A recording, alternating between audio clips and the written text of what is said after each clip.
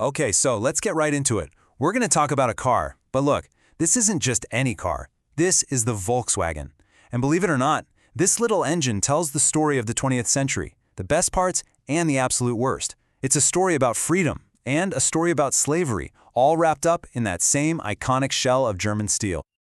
You know this image, right? The beetle, the love bug. It's an icon of flower power, California sunshine, cheap freedom. It's the friendly face of a generation that was all about peace and love. It just feels so familiar, so simple, so honest. But that's the thing. That's the illusion. Because what if I told you that this simple, honest little car has a past that is so complicated and so dark it's almost unbelievable? That to really understand this machine, we have to look past all that shiny paint and see the blood mixed right into its very foundation. So our story doesn't start on a sunny beach. No, it starts in the total desperation of post-World War I Germany. You have this broken nation being promised salvation on four wheels, a promise that came with a terrible, unspoken price. This was the big vision, unveiled by Adolf Hitler and the brilliant engineer Ferdinand Porsche. The Volkswagen, literally, the people's car. The idea was it had to hold a German family of 5, cruise at 100 kilometers an hour, and, get this, cost just 990 Reichsmarks. In a country that was completely crippled by poverty, this wasn't just a car. It was a promise of a future. It was hope. So, how was this miracle supposed to be funded? Well, the devil is always in the details, isn't it? The Nazi regime just dissolved the country's trade unions. They seized all their funds and used that money, I'm talking the life savings of the very workers they claimed they were helping, to bankroll the entire project. The people's car was built on a foundation of grand theft. Now, this is where the story gets even stranger. There was this ideological connection. Hitler apparently kept a life-sized portrait of the American industrialist Henry Ford right next to his desk. Why? Well, he worshipped Ford's efficiency on the assembly line, sure, but he also worshipped his vicious anti-Semitism. In 1938, the Nazis even gave Ford their highest honor for a foreigner, and he accepted it.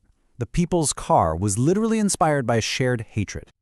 But, not everyone was fooled by the Nazi project. You had people like Matteo. He's a fictional character, but he represents real old-school trade unionists who saw the lie from a mile away.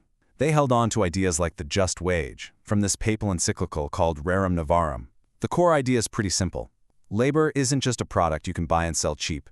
A person's work has dignity, and this idea was a direct moral challenge to everything the Nazis were building. But that dream of a family car, it vanished almost as quickly as it appeared. It curdled into an absolute nightmare. The factory built for the people was about to be turned against them, fueled not by wages, but by pure human suffering. So as war swept across Europe, the Volkswagen factory, it didn't produce a single civilian car, not one. Instead, the assembly lines were completely retooled. They started pumping out the Kubelwagen, a military jeep, along with airplane parts. The promise of strength through joy was twisted into strength through war. And who built these machines of war? By 1944, a staggering 60% of the workforce at the Wolfsburg plant was made up of slave laborers. Just let that number sink in. 60%. More than half the people building these things were enslaved. These weren't just numbers on a page. They were people. People like Elias, again, a fictional stand-in for thousands of real victims. A skilled craftsman, a father, pulled from the horrors of Auschwitz specifically for his talents, and then forced to work until he literally collapsed. He was one of countless Russians, Poles, and Jews whose stolen labor built the Nazi war machine. The cruelty, it reached its absolute lowest point just outside the factory gates. The Nazis set up what they called a nursery for the babies of female slave laborers. As you can see from the quote, this was a horrifying lie. It was a death camp for babies, a place of calculated neglect designed simply to get rid of the infants so their mothers could be forced right back onto the assembly line. Okay, so after the war, the factory is in ruins. But from that rubble rose one of the greatest rebranding campaigns in the history of the world. The world was asked to think small, and in doing so, to forget something very, very big. I mean, this comparison right here is it's incredible. The very same factory that produced Nazi military vehicles was now producing the iconic symbols of the counterculture.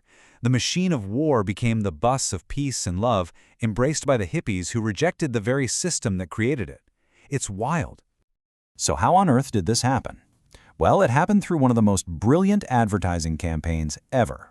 And get this, a Jewish-run ad agency in New York, Doyle Dane Bernbach, created the Think Small slogan. They took Hitler's car, they leaned into its simple, kind of unpretentious design, and they made it funny, charming, and just completely irresistible to post-war America. They totally erased its history. This quote from one of the sources really just captures the grim reality of it all. The economic miracle of Volkswagen's success after the war was built, quite literally, on the unmarked graves and forgotten suffering of its slave laborers. The blood was washed away, and the world just fell in love with a cute little bug. But here's the thing. You can't bury the past forever. The foundational sin of this company, this idea of putting profit and image above basic humanity, it would echo through the decades, like a ghost in the corporate machine. And you can actually see the pattern on this timeline. In the 1970s, decades after the war, Volkswagen was caught again using slave labor, this time on a cattle ranch in Brazil. And then in 2015, the massive Dieselgate scandal broke, revealing a modern deception on a truly global scale. The method was just cynically brilliant. Volkswagen installed software, a defeat device that could literally tell when a car was being tested for emissions. So during the test, it ran clean. But out on the real road, it was spewing pollutants at up to 40 times the legal limit. It was a high-tech lie, poisoning the air we all breathe, all for market share. Today, Volkswagen is betting its entire future on electric vehicles. It's presenting this new, clean, green face to the world. But the fundamental question is still there. Is this real change, or is it just another masterful rebranding? You know, there's a theological term for this, metanoia. It means more than just saying, I'm sorry. It means a fundamental, transformative change of heart, a real repentance. It's what Volkswagen claims it's gone through. Which brings us to our final thought here. You can change the logo. You can switch from gas to electric. But until a company truly confronts the blood in its foundations, until it fully reckons with the darkest parts of its own history, is any change just another coat of paint? That's the ghost that will always haunt the people's car.